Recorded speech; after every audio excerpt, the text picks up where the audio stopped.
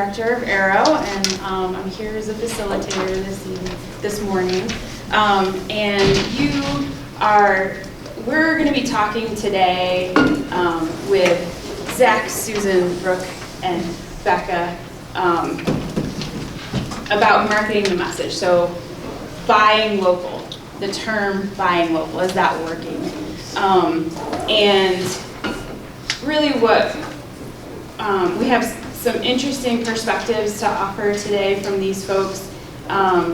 If you've been in Montana for any amount of time, you know that we've had a number of different campaigns around buy local. We've had some statewide initiatives. We've had more locally represented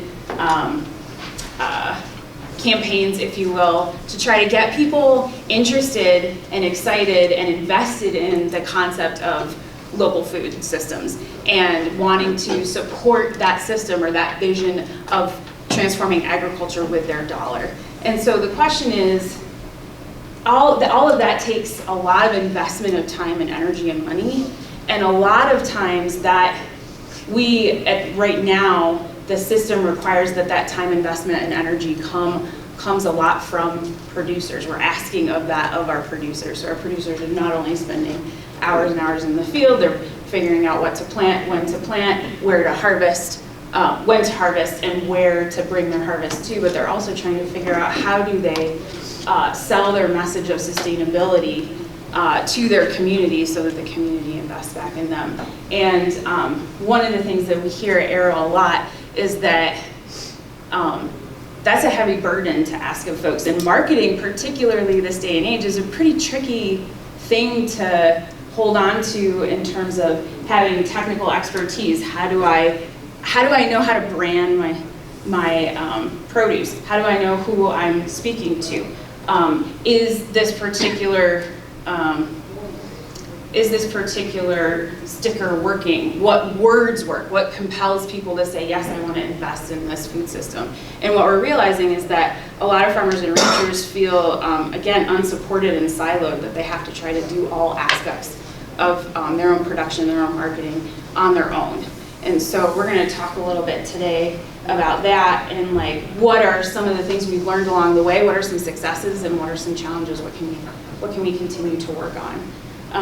So I am going to let our speakers introduce themselves and speak a little bit about what aspect of the food system they're coming from, what lens, what they think we are doing well and what we can improve upon. And then at the end, we're going to take questions from all of you, and I have some questions here that we can address as well. So I'm going to let the folks who know better than me start to speak. Do we want to start with you, Becca? Sure, we can work down. Okay, that's great. Yeah. Hi, I'm Becca Kurnick. I am the Sustainability Director at Montana Ale Works, a restaurant on East Main Street here in Bozeman. It's a new position for the restaurant. I've sort of grown into it over my experience working in restaurants growing up as a kid, farming, ranching, food distribution, studying soils and agricultural education here at MSU. So from that perspective, my decade and a half of working with producers of in various capacities, I've sort of come to learn and observe that conversations around agriculture and food production can be heavy because there's a lot to talk about, and it's just a big topic. There's a lot of heritage and identity that's wrapped up in that in Montana and in general. So my unique position at the restaurant is really cool because restaurants are a unique setting because people have already made the decision to spend money on food. So that first hurdle is crossed. You're already in a conversation about food when people are dining and they want to know what you have. They're making decisions about their dining experience. So that's sort of my role at Ale Works is teaching our staff and finding opportunities to share information with our staff about the layers of agriculture that go into the food and the beer and the spirits that we serve, because there are so many amazing Montana products that go layers of agriculture and generations of production. deep.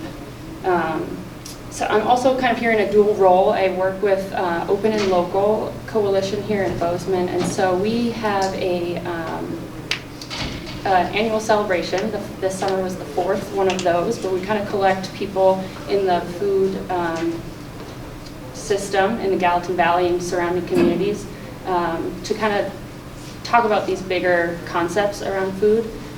This year we asked all of the participants to complete a survey about their food choices. Why do they why do they choose to purchase local food?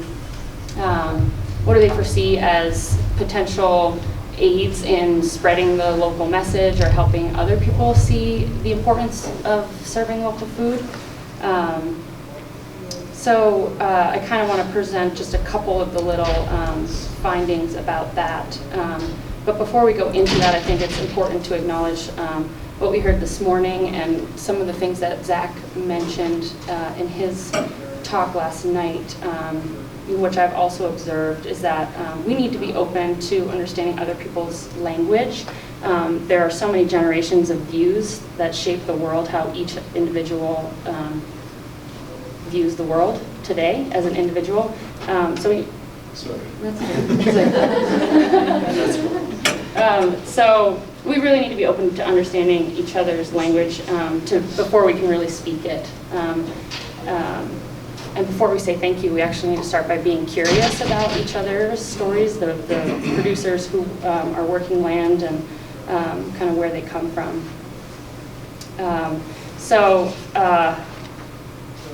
Going into, I'm going to take a few minutes to kind of describe the background I have in sort of decision-making science before I reveal some of the things we found out about this Open and Local survey. When people make decisions based on the theory of planned behavior, we sort of have these attitudes already shaped about what this behavior is, whether it's purchasing local, using a certain agricultural practice, whatever that is. And then, so there's our attitudes about what we think that is, and there are our peer groups that tell us what the social norm is. And then there's the control that we think we have over deciding to do that behavior, purchasing local, using cover crops, no-till instead of, or fallowing, any of those behaviors. And that just those are just things that shape our intention to choose that behavior. And then there's the actual factors that allow us to do that behavior. So there's surrounding factors, whether it's financial, land, capacity, social structures that allow us to do certain things. There are so many things that go into being able to buy local. And so knowing that, I think it's important for us to be able to, like I said, speak in different worldviews, using other people's language to connect the groups that share values, but maybe not vocabulary or experience. So real quickly, we asked Gallatin Valley kind of stakeholders about if they've changed their buying patterns to purchase more local food. The top answers, or why they've changed, if and why they've changed their behaviors. The top answers were a result of relationships with their community or wanting to deepen those relationships, perceived health benefits for supporting local food, and broadly just sustainability. Side note, I kind of have a love-hate relationship with the word sustainability in my sustainability director role, because I think that is a buzzword and it can be divisive. So depending on who I'm talking to, I try to qualify what sustainability is, because it's easy to look at one of the many components of sustainability and not the whole picture. And then asking of these people in the Gallatin Valley, why do you think it's important for your community to have access to local food? And those big answers were support of and investment in the local economy, enhancing the sense of place and community, and also more, again, on the quality of food, whether it's flavor, the physical, emotional well-being, and health as well. And then one other question that we asked, what one thing do you think would help your community choose to purchase more locally produced foods? Big answers were more labeling of food and better placement in grocery stores so that it's easier to see and understand where that food's coming from. better access and pricing broadly, more awareness and education about where that food's coming from, how it's produced, and then generally increased engagement and interactions with local food and farmers. So a lot of that came down to stories of the farmers themselves and what are they doing? Who are you? Why should I buy? Why should I support you? So that's that. So it's a lot. I used a lot of time, but I think we have time. We do. My name is Susan Joy. I'm the program manager for Made in Montana, which lives at the Department of Commerce within the Office of Tourism and Business Development, and within that, the Industry Services and Outreach. So I'm proud to say I'm from the government and I'm here to help. Actually, the way I look at my role is I work for the Montanans. I work for the taxpayers. My salary is supported by the bed tax. So anyone that stayed in a hotel last night or tonight, look on your bill. You'll see the accommodations tax. That goes to the Department of Commerce and is split up into many slices of the pie. But part of my role is to promote Montana as a wonderful place to visit, and not just the parks, not just the big 5 cities, but also all of Montana. So everything from the Evelyn Cameron Gallery in Terry to the Kootenai Dam over in Libby and all points in between. So the program I'm here to talk about today is a newer program called Taste Our Place. Have you heard of it? Then Taste Our Place? You have? This morning. Okay. So, okay, that's all I have to say. That's important. Made in Montana started out in the late 80s, early 90s. It's written in the state statute, and the idea is that you live in Montana, you make something here in Montana, you add value to that raw ingredient, and then we sign you up in our database, and you have a sticker that says, my product is made in Montana. We partner with the Department of Agriculture for the Grown in Montana labeling. And then most recently, we have the Native American Made in Montana, which is open to one of a tribal member in one of the 8 recognized Montana tribes. So we do have a lot of people that say, well, I'm Cherokee, but I live in Montana. But the intent of the program is for Montana tribal members. And most recently, in the last 18 months, we've been promoting Taste Our Place, which is in partnership with the Department of Agriculture, and we work on identifying breweries, wineries, cideries, restaurants, bed and breakfasts, food trucks, catering businesses, any eating establishment that uses Montana ingredients on their menu. And we've signed up so far over 100 members for this program. We have that database on our website, madeinmontanausa.com. We're working with our tourism partners on the other side of the hallway who run the website visitmt.com, which is in marketing, you have that big funnel, right? So you have the top of the funnel and you engage them, you inspire them, come to Montana, look at this beautiful stuff. They book their trip, they come here, right? They land in Bozeman. So that funnel is working to inspire people, to make them commit to the trip to get here. We use a lot of fun Big Brother tools to make sure that people in Indiana get here and they spend money here. The number 2 top expenditure by non-resident visitors in the state of Montana is food. Number 1 is gas. That's a no-brainer. 88% of visitors to Montana actually drive here. They don't fly. So we know 88% of people come to Montana in a car or a bus or a camper van. And then they spend money on food. They don't spend money on lodging until number 3. So we know number 2, they've got to eat. We also know that 25% of the travel in Montana, 25% of the bed tax collection is us, because you all know that you can't drive to a meeting in Sydney from here and get back. It just doesn't work. I did it for 6 months, and you know, you can go 90, not in the state vehicle, and make it to Sydney and back in one day. So we know that we have to get visitors here. And what do we want to share with visitors? We want to share with them our beautiful scenery, our wonderful food, and the great experiences that we're going to have in this state. We have our brand pillars with Visit MT, with our state marketing plan. We've got, you know, this charming small towns, wonderful hospitality, breathtaking experiences that they can't get anywhere else in the lower 48. So Taste Our Place, We're trying to capitalize on that number 2 expenditure, food, and those visitors that are coming here, we're trying to get them to recognize a logo, Made in Montana, Taste Our Place, and when they see that at a restaurant, they'll know, oh, they're serving local ingredients here. But is it working? Are we doing what we set out to do? And yes and no, because with many of you in the room, you've probably tried a program, tried a project, dreamt up an initiative, had a board that was excited about a project. So you dream it up, you think you have the data, you go forward, and you realize, we didn't think about this.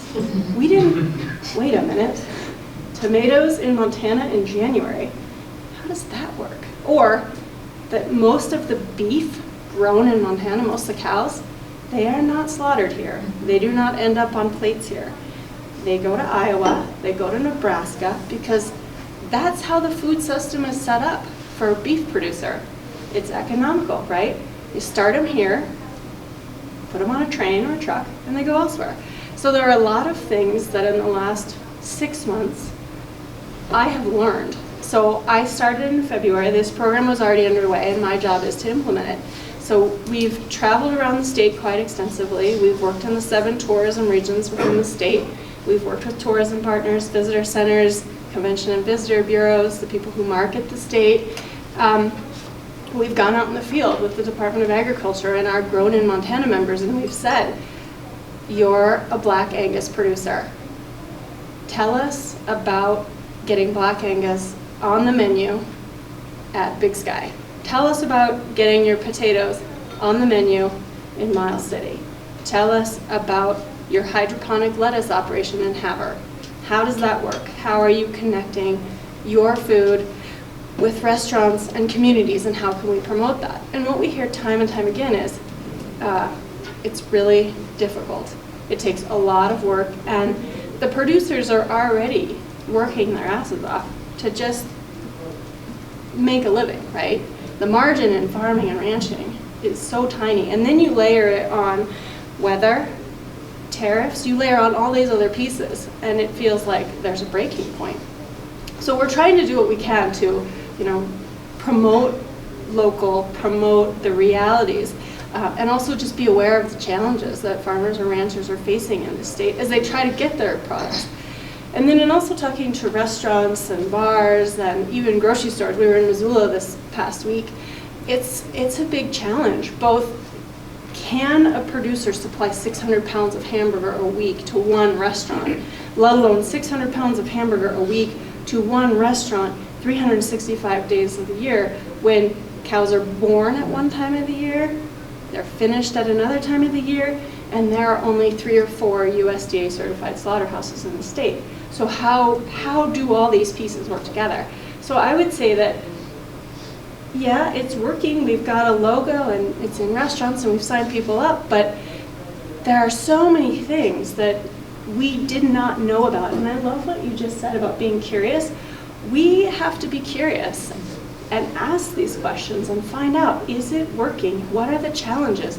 And how can we be good partners? Not just, I'm from the government and I'm here to help, but what can we do? Is there something that I can do within state government that can open up a pathway so that we can have another state inspector in a certain location that'll facilitate the slaughtering of cows? And can we make it so that a kombucha producer in Red Lodge can get their product to market in Billings? And so a lot of our partners are going to be like the Western Growers or food hubs like the Yellowstone Food Hub and like Northern Plains and AERO. We need all these partners because the thing is, we're all doing great work, but we can't be in silos, whether it's the Department of Ag or the Department of Commerce, but also as nonprofit entities doing this work. We can't just be in silos thinking we're the ones who can do it best, because that's not true. It's a huge state, and I couldn't do the work that I do without knowing people and being connected to people and being curious, just asking, what are you doing at the Department of Commerce in that building? What I tell my kids I do every day, as a side note, is I just answer the phone and do emails. but I also try to do other stuff too. So, again, I'm Susan with Made in Montana. I do have some swag, and I'm happy to be as candid or not candid during the Q&A section. Thank you. Yeah, my name's Zach Brown. I live here in Bozeman. From Bozeman originally, went to school at the University of Montana. Neva was one of my professors, as environmental studies student, and did 1 year on the East Coast after college, and then came home. And since I've been serving in the legislature and working at a nonprofit in town called One Montana. So I guess my two hats on this topic that I wear, the first is the political hat. And I guess I share this factoid not to pat myself on the back, but more as an admission or something, or what do you say when you're in the Catholic confession? A confession, that was the word I was looking for. As I said last night, I'm a Democrat from Bozeman, but I've been endorsed in 2 campaigns by the Farm Bureau, and recently won an award from the Farm Bureau. And so, take that for what it's worth. Don't shoot at me, I guess. But I've thought a lot about in that space how.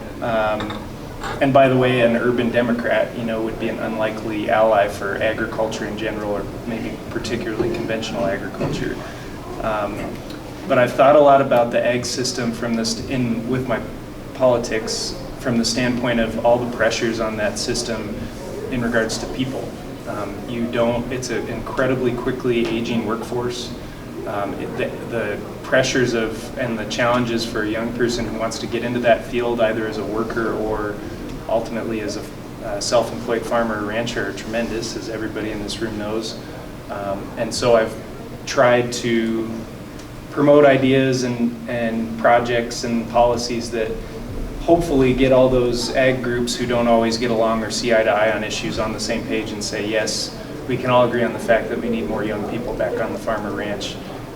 We need, maybe a big conventional farm or ranch needs help with succession planning so that they aren't forced to sell or divest in their operation. And likewise, some of my classmates from U of M who were thinking about how do I start a small vegetable farm or ranch. There's lots of barriers to getting into that space as well, which of course is a different type of agriculture. But at the end of the day, our ag industry used to employ, I won't make up a percentage, but a really significant percentage of our workforce, and today farmers and ranchers make up about 2% of our population. And so the number of people participating is shrinking, and that's certainly the case here in Montana. And we need to think about how we get more young people back. Just one tiny little sliver of that pie, not the silver bullet by any means, but something I've spent a lot of time working on in the last couple of years is a student debt assistance program for young people out of the Department of, and we finally passed it into law this last session. So it allocates funds from the Growth Through Agriculture program to give student loan assistance grants back basically to qualifying young farmers and ranchers who either are going back to the family farm or ranch or are trying to get started. But one of their many obstacles is figuring out how to pay off their student loans in a timely way. So that's just that part of my life, I guess. The other part of my life is working for One Montana, and actually yesterday was my last day after almost 6 years there, so that's my caveat there. But One Montana has been many things over the years, but we came up with the name One Montana in 2010, I believe. And the mission is to bridge the rural-urban divide on a myriad of issues, and we think a lot about the challenges facing rural communities in Montana. And of course, as everybody can imagine, the lifeblood of rural communities, economically, culturally, and everything else is agriculture. And so we think a lot about our food system from that standpoint, from the standpoint of vibrant rural towns and rural communities. And a couple of things I've worked on since I've been there, we published a feasibility study thinking about meat processing a few years ago. So we worked with the Department of Commerce, the Federal Commerce Department and private industry, the Stock Growers Association, et cetera, to think about what would a potential business model for some sort of a meat processing facility look like in Montana. We thought a lot about that. Candidly, what we came up with, and I wasn't directly involved with it, didn't end up gaining traction. It was one of those many, kind of failed proposals that is somewhere in the waiting line at the moment. But it informed a lot of people, got a lot of people thinking about our food system. And today I've had some initial conversations, not directly involved, but a lot of people that I've worked with and know have started the process of scoping out. They have all the capital raised that they need if they can go through the permitting process successfully, acquire land, et cetera, to build about 100 head a day facility in Yellowstone County. The name of the company, I think, should be intriguing to everybody who's affiliated with AERO. They're called Restoration Beef Company. So they're thinking about how do we support value-added meat, kind of premium meat that supports this idea of restoration, both environmental restoration as well as community restoration. So that's an exciting step forward. And related to that, my other half, my fiance Alice, actually would be better on this panel than me in a lot of ways. She used to manage a grass-fed beef company called Yellowstone Grass-Fed Beef. And so as she was working her tail off trying to make this company somewhat financially sustainable, I got to hear a lot of her reflections and meet the people she was working with and spend time on the ranches that they were selling their product and go to brandings and that sort of thing. And just some reflections from my point of view, watching her struggle with that work for a couple of years. First of all, again, one of their biggest pressure points on that business model is truthfully the food processing infrastructure. So that company has a grass-fed product that is really a premium product, yet they send gooseneck trailers to Columbus to process their cattle 15 head at a time. So if you think about the economics of driving from the Centennial Valley or Twin Bridges or Harlowton, which is where their 3 properties are where they buy cattle from, 15 head at a time to deliver your product, and that was really stretching the boundaries of what Columbus could handle. And Columbus is a great facility. I think they were really partners in small business, but just the economics of what it actually cost and the economies of scale that could not be achieved with a facility that size. And by the way, Yellowstone Grass-Fed Beef is their largest customer by a long shot at this place. That put a huge pressure point on the whole economics of the business. They end up, because they have to pay such a premium for processing, because the cost of the ranch to deliver the product to a facility at such a regular interval, at such small scales, was so challenging that they end up with a product that is probably twice the cost of a conventional product. And so what does that mean? That means that they have to get people with expendable income who can afford to go to the grocery store and pay $8 a pound for ground beef. And that limits your market right away, right? And so she also, a couple other reflections, she spent a lot of time doing market research, talking to consumers, thinking about how to position their product. And for whatever it's worth, they really found that, the connecting ethos of the landowners and the owners of the company were very much founded on environmental principles, that they were thinking about ecology and wildlife interactions and restoring the prairie, and very ecocentric was a lot of their philosophy. But they found out that that wasn't the real motivator for their consumers. The most compelling message for their consumers was really about health. And one of their biggest target audiences was that they ended up kind of finding, or really thinking was where they would make the most gains, was mothers thinking about feeding their kids. And so I guess it's worth saying that there's some real challenges, or repeating that there's some real challenges with a premium local product that has all these other benefits, but at the end of the day you're asking consumers to have quite a bit of expendable income and live at a place in life where they are willing to make, if you think about Maslow's hierarchy of needs, make some decisions that are pretty sophisticated because they don't have to worry about basic economic security, frankly. And so that limits what your audience is right away. And I think we should all be grappling with that business model and also how we reach people that don't live in economic security. How can we deliver them healthy premium products? And right now the system isn't set up to do both of those things. I had one more reflection on the Yellowstone grass-fed beef thing. But I think I forgot it. So I'll just leave it there for now, but happy to riff about any of those things, or I look forward to the discussion. All right, my name is Brooke Bohannon, and I'm from Whitefish, Montana. I'm originally from Vermont, so I'm not from Montana. Been here for 15 years. My husband and I moved out here. But going back, I have education in ecology, environmental tech. I grew up in a very rural Vermont town. All my favorite places to go are our friends' dairies. I remember one day, I'm sure my father does not remember this conversation, we were just in the truck driving, and I was like, Dad, one day I want to be a farmer. And in that time, that was like in the 80s, the dairy industry in Vermont was collapsing. It was, there's like 2 dairies left in my town, when there used to be tons of them. And so he was like, yeah, I don't think you should go into agriculture. You should go to college and do something different. But I always hung on to that, but it took time because, my father said, don't go into agriculture. I was like, all right, Dad. So we moved to Montana for various reasons. I ended up working for Montana State University in Creston. There's an agricultural research center.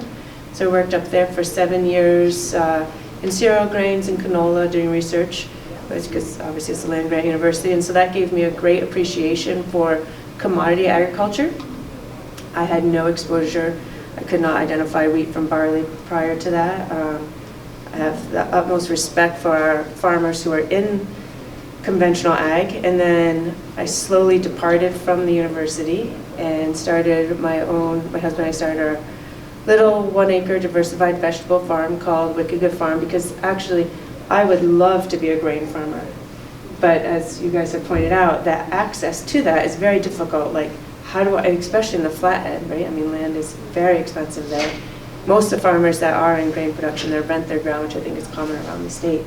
So we actually don't own the land we farm, even on a 1-acre basis. We rent that ground. And when I was leaving the university, I was talking to some other vegetable farmers, friends of ours, of like, all right, I'm gonna do it. And they were like, just so you know, don't be delusioned that you can leave a pretty secure job working for the university and make a living being a vegetable producer on 1 acre at farmers markets. Like, just so you know, like you're not going to make it. There's a fixed amount of people who come. There's only so much money to be spent at those farmers markets, and you're just going to be another piece of that pie. So they're choosing where to spend their monies, right? So like, okay, well that's encouraging. And so, but you said, but if I could do it again, I would stay small, but what I would do is try to network with all the other local farms in the valley and start a distribution business. And so we're in like about year 3 of that. We have Wicked Good Produce and Farm. And the produce piece is basically, it's kind of like the growers co-op, I guess, but different, much smaller. Our goal is to just stay within the Flathead Valley. We do crop planning with the farmers. We work with the restaurants. We try to help do menu planning, do a lot of education on the seasonality of things. Like, okay, if you want peas on your menu, maybe it should just be this window of time, or just seasonal veg. So, there's a lot of education that we do there. But anyways, it's being very successful, we think. So we work with about 8 farms right now. Some of them are small, some of them are big. I mean, our largest farm is only like 20 acres for vegetable farms. And we distribute to between 30 and 35 different entities throughout like the peak season. Throughout the winter, it's much smaller. And then in 2017, somebody came to our house, a neighbor. Actually, Scott Brandt, who works for, I think he's a volunteer for, Fast Blackfeet. And he brings a lot of food from the Flathead Valley over to the Blackfoot Nation. so he was like, hey, there's going to be this grant from AERO, and I think you should like be part of it. And I was like, well, okay. So that was the grant that AERO got, a Western Stair grant for the Montana Food Economy Initiative, and they broke the state up into 5 regions. I'm looking for Jen, right? I should know these facts. 6 regions. And so so I became the field advisor for the North Flathead region, and it's a producer-led grant because it's a SARE grant. So we had to pull together a handful of primary producers. So in my world, it's vegetables, so it's a little bit heavy on the vegetable side of producers. And then we also brought in local food advocates. We have a woman who works with food access through double SNAP dollars and backpack programs. And then Robin Kelson from the Good Seed Company, where she's all about seed sovereignty. So it was a really nice group of people. We spent like 2 years talking. First of all, we had to teach ourselves, like, what is a food system? You hear about it, but we were like, what is this thing? What is the concept of food system? So we had to learn that ourselves. We had meetings, we went through rubrics. We developed surveys to ask our community different questions about food systems, their part in the food systems, how they access it, where they access it, what do they access, why don't they access, and we tried to get all that data back together. And I'm proud to say this summer, so in the spring, we kind of like, okay, the MFEI grant is going to terminate and our group wants to stay together, what are our outcomes, where we want to go. So we now call ourselves Glacier Feast, and Feast stands for Farmers and Eaters Advocating Sustainability Together. And I'm just going to read our mission statements. That's as far as our little group has come. Our mission is to support the expansion of Flathead Valley's food-growing economy into a thriving community-based system that is value-based and enhances the community's economic, nutritional, social, and environmental health. So through that, our goal is, and we have a little slogan that if you eat, you're in, because we can't have a thriving food system if the consumers aren't part of it. You know, we have access points of, $8 a pound ground beef isn't accessible to everyone. So how do we get everybody in the room and try to foster they have to be wanting it, the farmers have to be able to produce it, and they have to have the systems in place, like the processing and the marketing and all that together to have our food system thrive and address all of those. And it is sad when the consumer doesn't value the environment. I mean, I face that all the time too, but how do you put value to that? So anyways, we don't have the answers. But anyway, so our goal as a group is to bring people in, sort of as a think tank, to be able to add value to our whole community and our food system.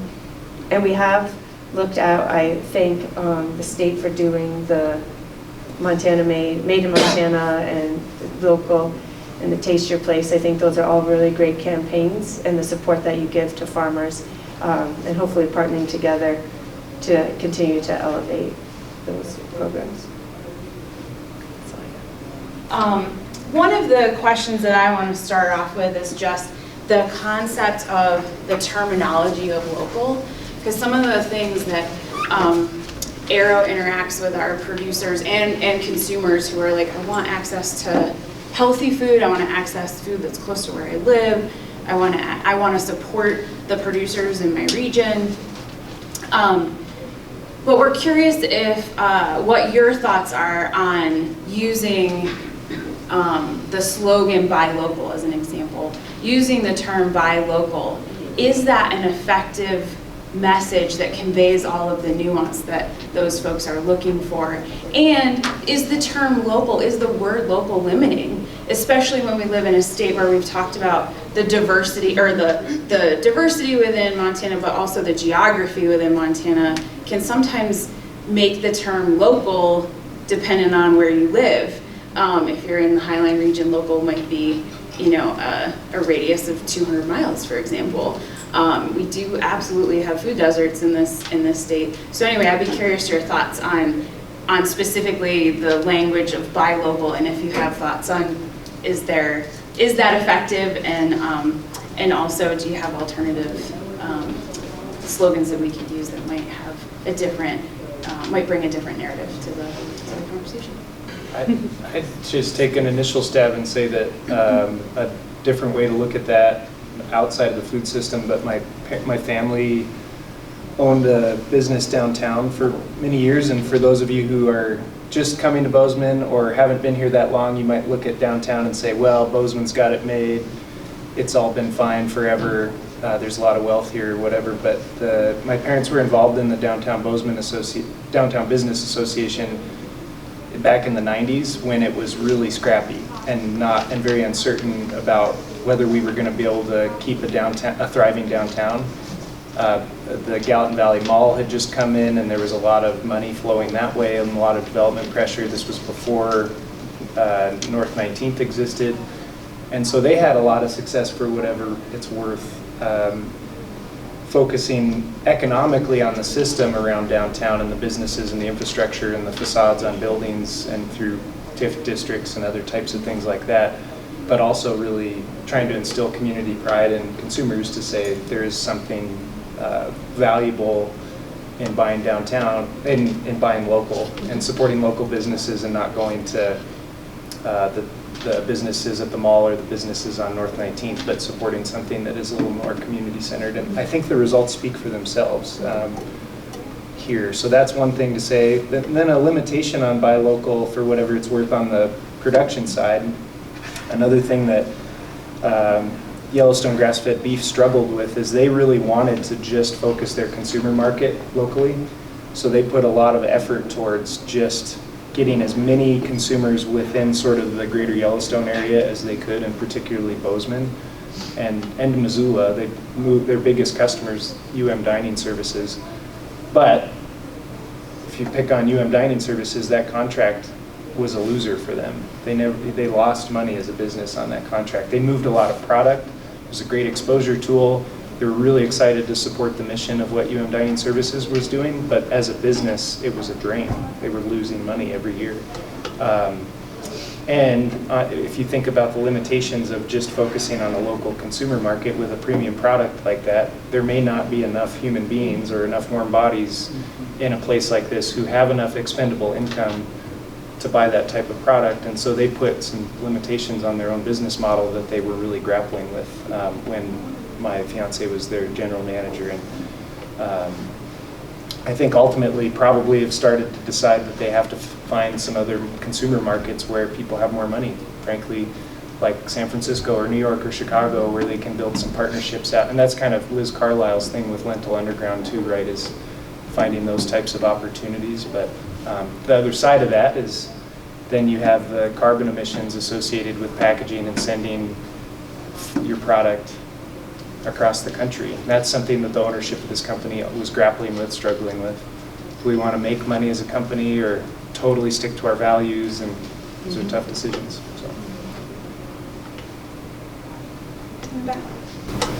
Yeah, I'm Ann Little, and I run a couple of commercial kitchens in Missoula, and I'm dealing with people who are processing local food all the time.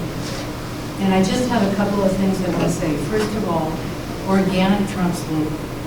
People are looking more for the health benefits of organic when they're looking at the grocery shelf than they are. So in that case, local kind of slides to second place, so that people have the money like you were talking about. Another thing that we have to deal with is that the price that the farmer gets for his food does not reflect the cost of producing it in any way, shape, or form. And almost every farmer I know has off-farm income. And that's a food subsidy that is never acknowledged. You know, somebody's a nurse or does landscaping in the winter or, you know, whatever. So that's something to think about. The other thing is about food, the margins are so slim that my people who are producing stuff, manufacturing nut butters or salsa or whatever, they can't afford to buy it. You know, they have to be able to produce their product in January. They're going to buy from California or Mexico or New Zealand, and the carbon footprint is horrendous. But that's a reality of what they have to do to be able to provide a really premium product. And again, it's out of the reach of a lot of people because they're shopping by price. And for a lot of folks, that's bottom line. One of the things we can do is the out-of-state promotion. And if you can team up with QFD or somebody else who is shipping out of state, that makes a huge difference because you can always sell the cachet of Montana. Montana is fresh, natural, clean. People love that. And I think that's something that the Ag Department, does push, but could really push even more. And the other problem you have is like, we're talking to the crowd, the choir here. 80% of Americans do not care about organic. They look and they know the brand name is part of the American dream to have a brand name in your food cabinet.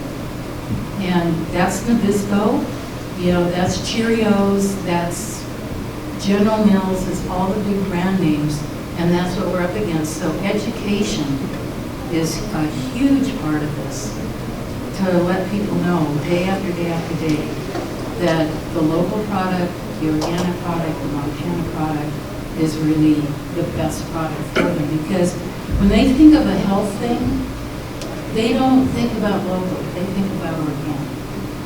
And that's really something that we need to do more about. What role does marketing play now in the consolidation of our food system, and what role can it play in addressing some of that consolidation so that our farmers are paid well and consumers have access and some of that centralization breaks up? So I suppose when we're talking about marketing, who is our audience? Is our audience the consumer? Is our audience a corporation? Is our audience a visitor? Is our audience a buyer? So at the state, when we look at our Taste Our Place program, we're constantly thinking about our messaging. Is our goal to get a visitor to spend more on a local product? Because we all know when we're on vacation, we're more willing to spend a premium dollar for a premium product. Perhaps when we're at home, we're more likely to reach for the white box with the black letters. So from my perspective, for the work that I do, I always think about who am I targeting? And the conversations that I've had with producers and the conversations I've had with eating establishments have been along those lines. The producer's saying, I can't afford to get organic certified, but my local product is just as good. I'm using organic practices, I just don't have the sticker because I just don't have that kind of time or money. And the restaurant is saying, local for me might be Wyoming, or local could be North Dakota. So, we're talking to them about that. And what the restaurant is also saying is, I want to support my local farmer, my local rancher, but I can't charge a premium price in Livingston in January because the locals are buying my hamburger. So I have to be very aware of marketing local so that it's also affordable. That would be my only comment on marketing. But I turn it over to someone else on the panel. One of the things that Glacier Feast going forward in 2020's goal is to come up with an education/marketing campaign to address a lot of those issues. We don't have the answers, but that's definitely where we're going to put our time and energy, is educating the consumer, or just our community, may it be on the cost, looking, like the presentation this morning, how do you put a cost on that? If you really tell people, for 3/4 million people are eradicated from this country so our country could have the wealth that it has today. You're like, oh, geez, Okay.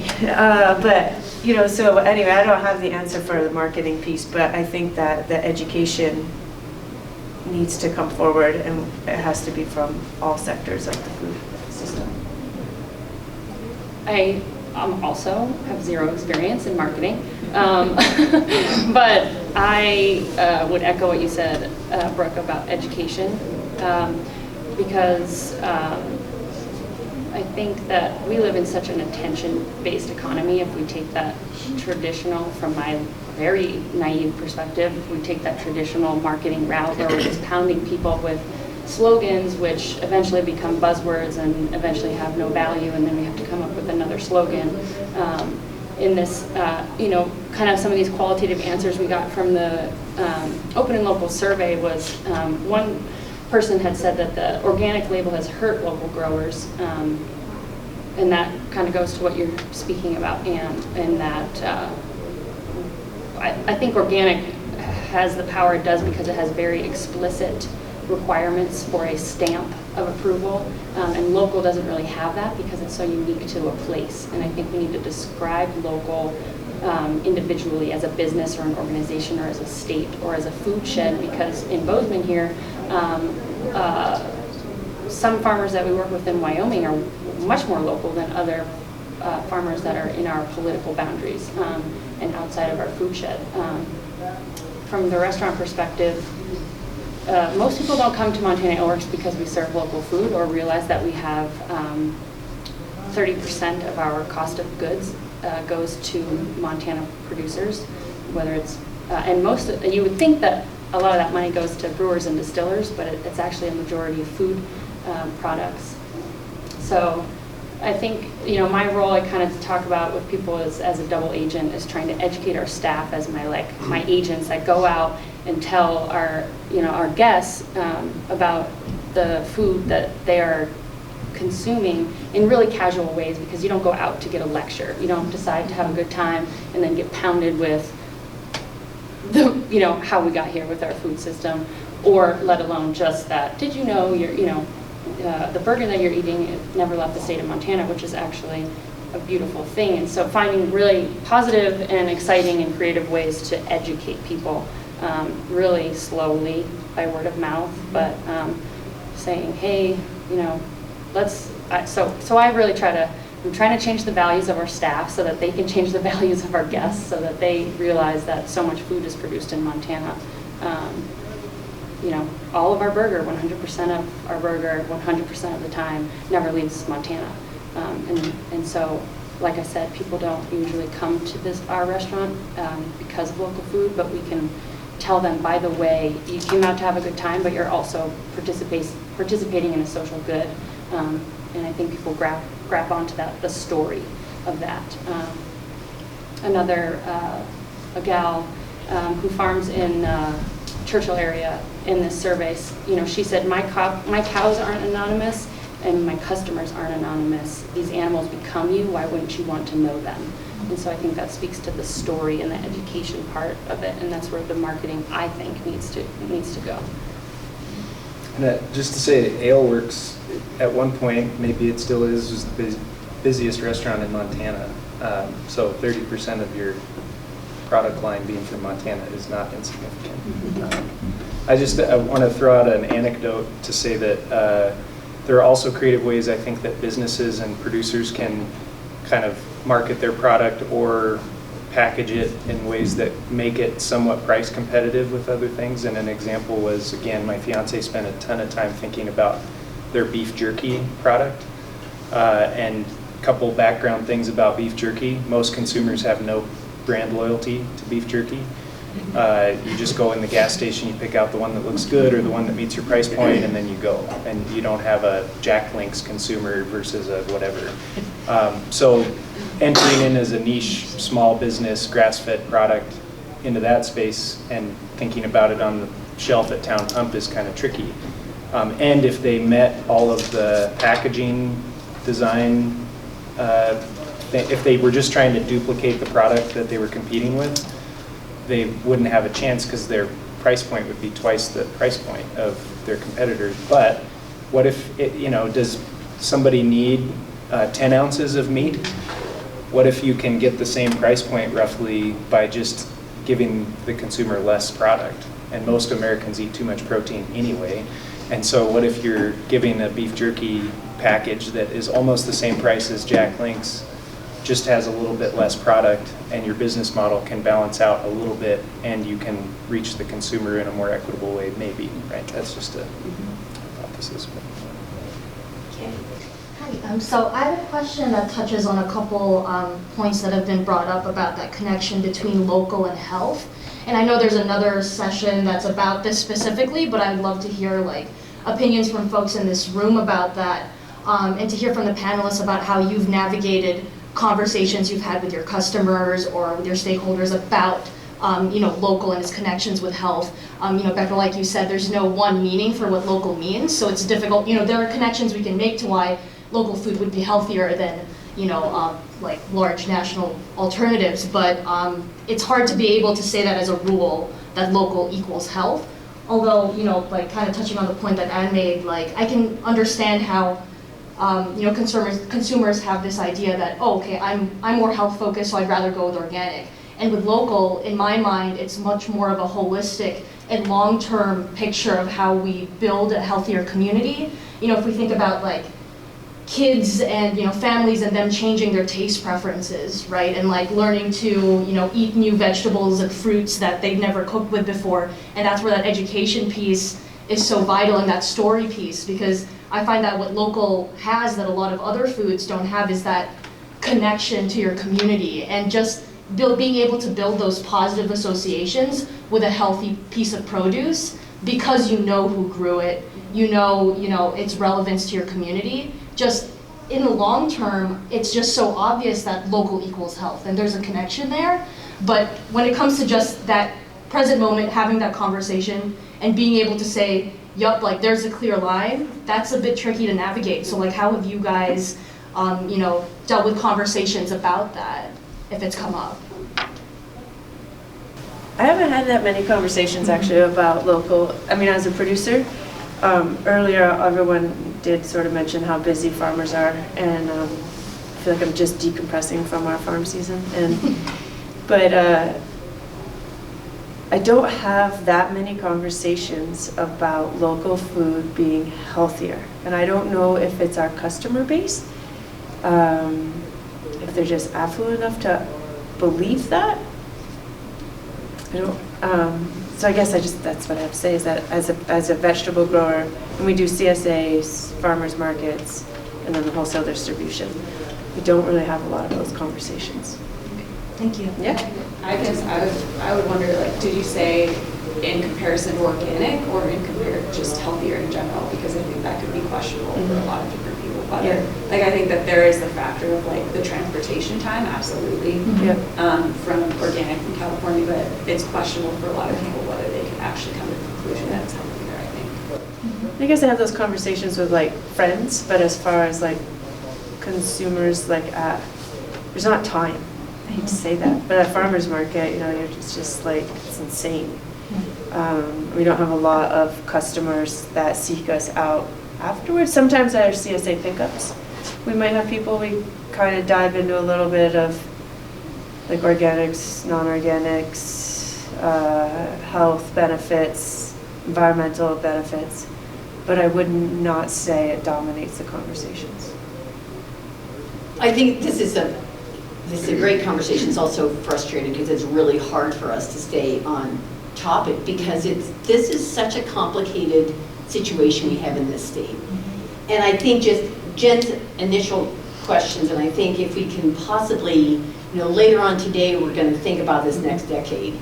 We're going to think about this state and where we've been. And this particular piece of this marketing, has it been helpful? This word, local, in a state of Montana when it's our 4th biggest in the country and it's 44th in population, local is something that is not local in Vermont. Right. I mean, your communities in Vermont, you can say local and someone is going to know geographically, yeah, I'm getting my milk from there, my dairy from there, and my vegetables from there.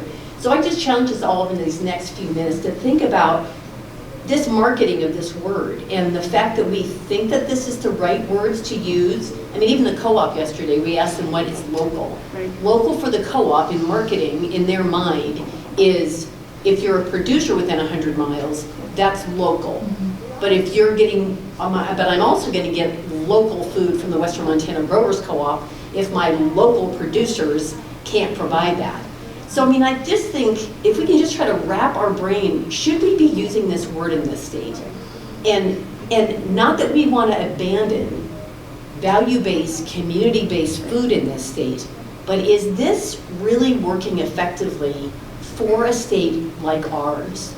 And we go to other states to ask for like help, but they're small. I mean, Vermont is just a great example, one of the statewide food plan, just top of their game. They have the same number of people that we have in our state. In this little state that probably fits however many that you 121 Rhode Islands in Montana. I think it's 14 Vermonts in Montana. I'll shut up, but let's just, should we be using this word? And, or is there And if another not, word? is there some other, Exactly. as consumers, you can help out. Like, if the idea is to convey a values-based system Exactly. and all of the things that we're talking about here, what are the things you would look for in the store? And maybe local works for everybody in this room, but like, think about other folks in your family, you know, like what, I think to Janet's point, it's not an easy question to answer. I'm not asking anybody to be like, I know. But if you know, like, maybe it's a thing to just think about and like carry on a conversation with your friends and neighbors. And it is a question that AERO wants to help everyone address. And so we are looking for input from you, even if it's just, hey, I was at the store and thought about that. You know, we can keep this. Anyway. I would say that local works to some degree. You know, there's both sides of that coin. It's not a perfect system.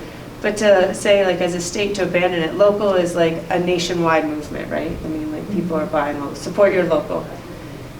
But are there levels of what local means? You know, should there be definitions? Should there be education? And each region, because the state is so big, you know, if regions have like what local is, like the co-op yesterday told us like a producer is 100 miles away. So they've defined what local means for them. And I think that if within parts of the state or entities like the co-op or AERO can define what local means to them, I don't know how you convey the message, you know, whether it be on a menu. I mean, each place would be different. And maybe we just figure out how to do that better. Yeah, and I think, you know, like you were talking about your family supporting the downtown businesses back in the 90s to keep it vibrant. Like, that is also local. Like, it's about supporting your community. You know, like, we have our local hardware store, and then 10 miles away we have Home Depot and Lowe's, you know. So we choose to support them, our local hardware store, we can, knowing that the products that they're carrying are not made in Montana. You know, but it's still a local business. Then you can say, well, Home Depot also employs local individuals and provides work for them. So, I mean, in general, local is a very difficult thing. You know, like, you look at the kitchens, you know, people making value-add products. Someone's making a salsa.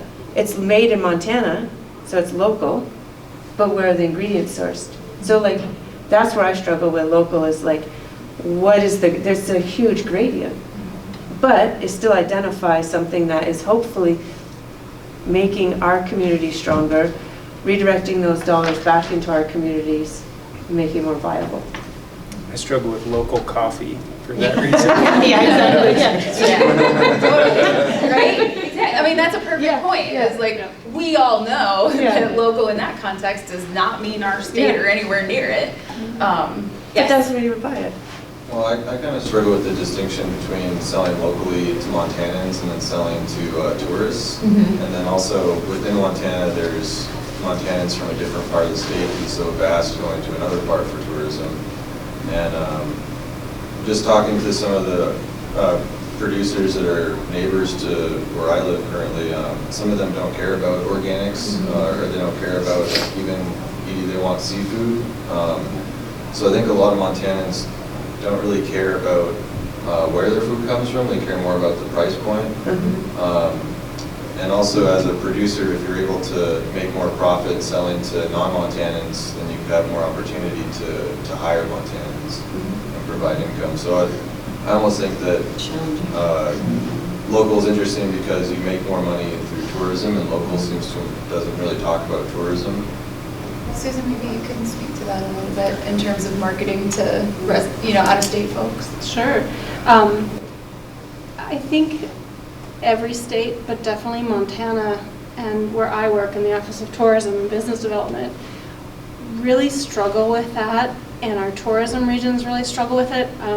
For example, Gardner there's no place for anyone who works to support tourism to live in Gardner. So how do we encourage people to come to Montana, enjoy this beautiful state, and take their money, take all that we can get. Sorry, I know you work on this at the state capitol too. Like, can we increase the bed tax to fix roads? Can we increase the bed tax? I mean, the bed tax just increased by 1% to help fund some history projects.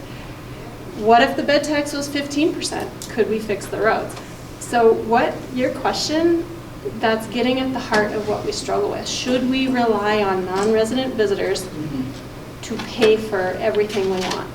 Should non-resident visitors pay for ambulance service in Park County? Should non-resident visitors pay for the bridges in Terry? Should non-resident visitors support rail service? So I do think, like, yeah, when tourists come here, we want them to open their wallet. We want them to pay for lodging, pay for a good meal at the Ale Works. We want them to rent bicycles, rent cars. We want them to do all of those things.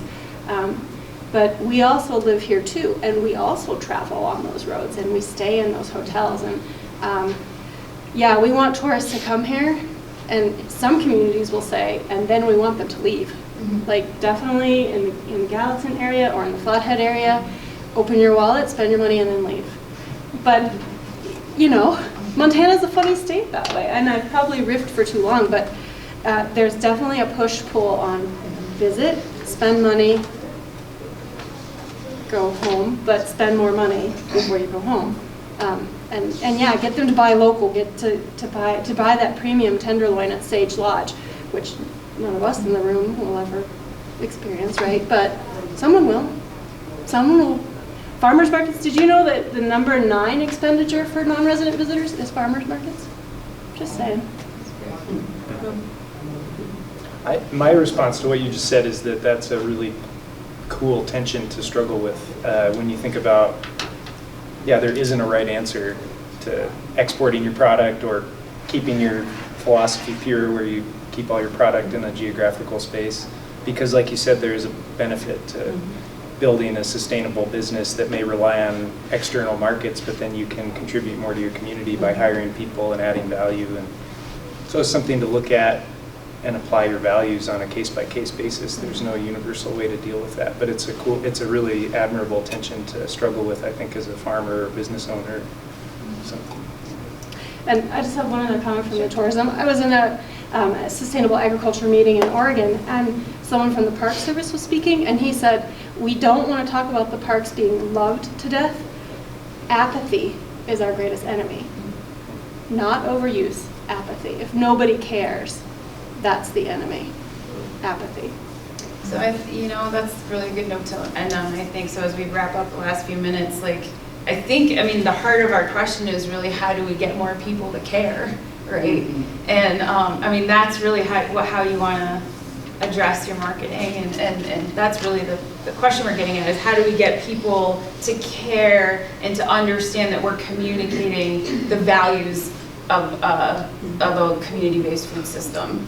And I think that, if anything, this exploration has just been good at all of us deciding what are, maybe thinking about the nuggets of what's the missing link in your particular community, or what's the missing conversation in your particular town. And if you come up with something that you'd like to work on with others, please do, as Lindsay mentioned earlier today, there's those 2 huge poster boards in Ballroom A. Please go put your ideas up there. The intention of the weekend is not to solve all of the problems in the food system, although we'd like to try to hit a few, but to get these questions, to keep these questions at the forefront of our work for the next 10 years, and to get all of you involved and connected with resources that we can potentially work out solutions together.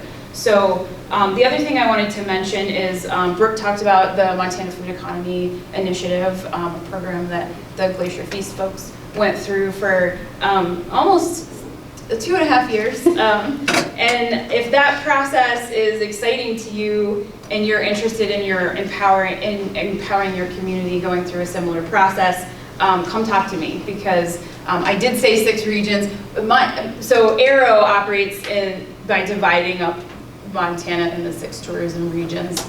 It happens to be convenient most of the time. It's not necessarily appropriate all of the time, but it's how we do things. And the MFEI project for the last 3 years has been involved with 4 of them. And so we learned a lot of things together executing that model. Brooke and her team were very gracious and patient as we all learned together.